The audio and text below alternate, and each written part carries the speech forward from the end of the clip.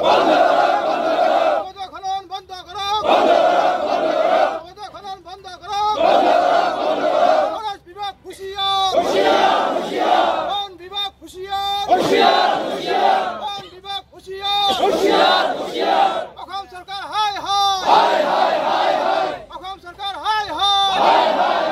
খনন কাৰ্য মানে অবৈধ খনন কাৰ্য বুলি কওঁ আমি। যোৱা 30 আগষ্টৰ দিনা DFO DC আৰু আমাৰ ফৰেষ্টৰ ইয়াত আমাৰ কুমাৰীকেইটা ৰেঞ্জ অফিচে আহি আমাক এই বহুত ৰাইজ জমা আছিলে। সেইদিনা ৰাইজৰ আগত প্ৰতিশ্ৰুতি দিছিল যে আজিৰ পৰা খনন কাৰ্য বন্ধ আৰু পুনৰ মানে খনন কাৰ্য নহ'ব বুলি DFO আৰু DCৰ উপস্থিতিত DFO নিজে কৈছিলে। কিন্তু আজি 30 আগষ্টৰ পৰা আকৌ পৰহি ৰাতিৰ পৰা আৰু ৰাতিৰ পৰা আৰু খনন কাৰ্যটো আৰম্ভ হ'ল। গতিকে আমি বিশেষ সূত্ৰে গম পাইছোঁ, আমাৰ যিহেতুকে হালমাজিবিলাকে আমাক খবৰ দিলে যে আজি ৰাইজ গোটেই ওলাই আহিছে।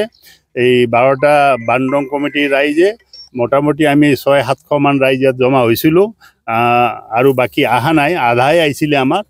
গতিকে আমি এইটোৱে ক'ব বিচাৰিছোঁ যে এইটো অবৈধ খননে। ইয়াত আৰু আপোনাৰ কুমাৰীকেইটা ৰেঞ্জৰ শ্যাম বসুমতাৰী ডাঙৰীয়া এইটোত জড়িত আছে আৰু মচলপুৰৰ DFO প্ৰদীপ কুমাৰ বনিয়া ডাঙৰীয়াও জড়িত আছে। যিহেতুকে তেখেতসকলৰ আগত ক'লে তেখেতসকলে কয় নাই কোনো তেনেকুৱা খনন কাৰ্য নচলিব বুলি কয়। আমাক এটা ভুৱা প্ৰতিশ্ৰুতি দি আহিছে বাৰে বাৰে, এই ৰাইজক মানে ৰাম ঠগন দি আহিছে সিহঁতে।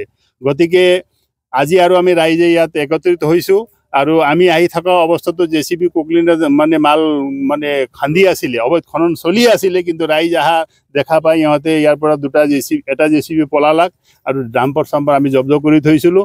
আৰু কুমাৰীকেইটা ৰেঞ্জ অফিচ আহোঁতেও মোটামুটি 1 ঘণ্টা পলম কৰিলে তেখেতে। আৰু কুমাৰীকেইটাৰ IC ৰাজেন বড়ো ডাঙৰীয়া ইয়াত আহিছিলে, আহি ফালে তেখেতসকলে এটা ডাম্পাৰটো চিজ কৰি ফালে লৈ গ'ল। এতিয়া কৰিছে কৰা নাই সেইটোও নাজানো, কিন্তু ইয়াৰ পৰাতো ফৰেষ্টে উঠাই লৈ গ'ল। গতিকে আমাৰ এটাই আপত্তি আৰু মানে বিভাগীয় বন বিভাগ কিন্তু গোটেই বিফল।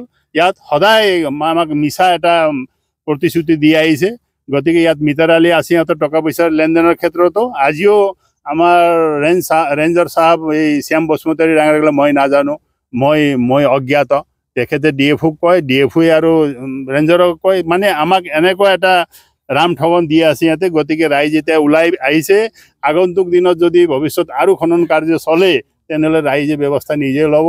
আৰু বোধহয় ইয়াত আমি দায়ী, আমি নহয়, কমিটি নহয়। গতিকে ফৰেষ্ট ডিপাৰ্টমেণ্টে দায়ী হ'ব। আজি সেই কথাটো আমি কুমাৰীঘাটা আৰক্ষী চকীৰ ভাৰপ্ৰাপ্ত বিষয়া ৰাজেন বড়ো ডাঙৰীয়াকো আমি কৈছোঁ। গতিকে এই অবৈধ খনন কাৰ্যটো বন্ধ হ'ব লাগে আমাৰ মতে। আৰু বন বিভাগ মানে সম্পূৰ্ণ বিফল ইয়াতে।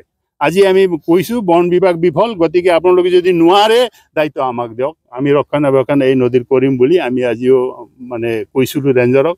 কিন্তু ৰেঞ্জৰে কৈছে যে আজিৰ পৰা নহ'ব। আৰু মহলদাৰবিলাকে গাড়ী আহে ইয়াতে চালান একো নাই। আজিও আমি প্ৰমাণ পালোঁ গাড়ী চালান একো নাই।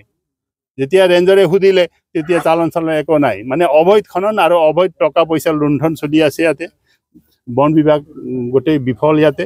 গতিকে আমি আজি ৰাইজে আমাৰ শ্লোগানো দিলে, বন বিভাগ গোটেই বিফল আছে। গতিকে আমাৰ এটাই দাবী, আগন্তুক দিনত যদি চৰকাৰে বা বিভাগীয় কৰ্তৃপক্ষই যদি আৰু পুনৰ ইয়াত খনন কাৰ্য চলে তেনেহ'লে ৰাইজে আৰু তেতিয়া গণতান্ত্ৰিকভাৱে আন্দোলন বা বিভিন্ন কাৰ্যসূচী ল'ব পাৰি। বন বিভাগ আজি ধৰক আমি 10 বছৰ 11 বছৰৰ পৰা ইয়াৰ পিছত আমি আৰু বাকী আমি ৰাইজে বা কমিটিয়ে কোনো মানে বিষয়া বাকী নাই।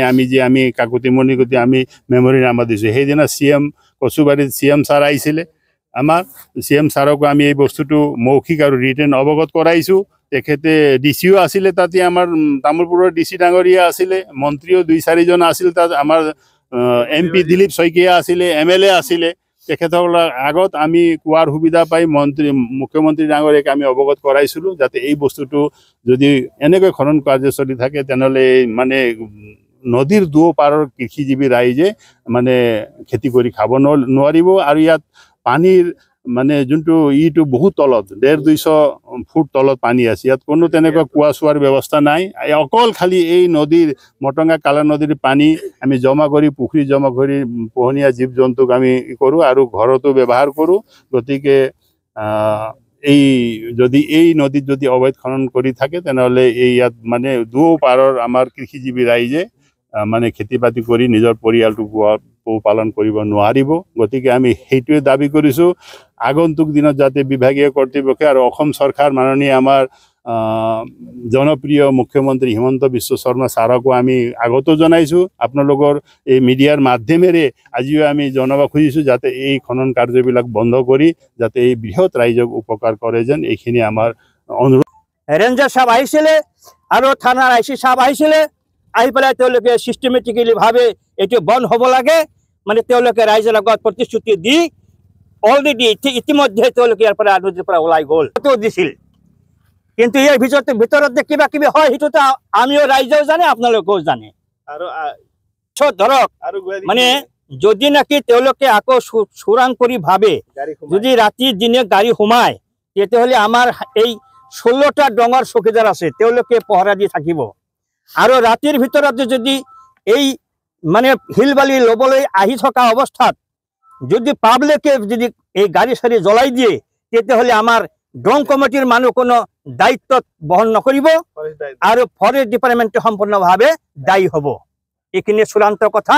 আমাৰ এই 16টা ডং কমিটিৰ ৰাইজৰ খেতিয়কৰ ৰাইজৰ মানে চূড়ান্ত কথা।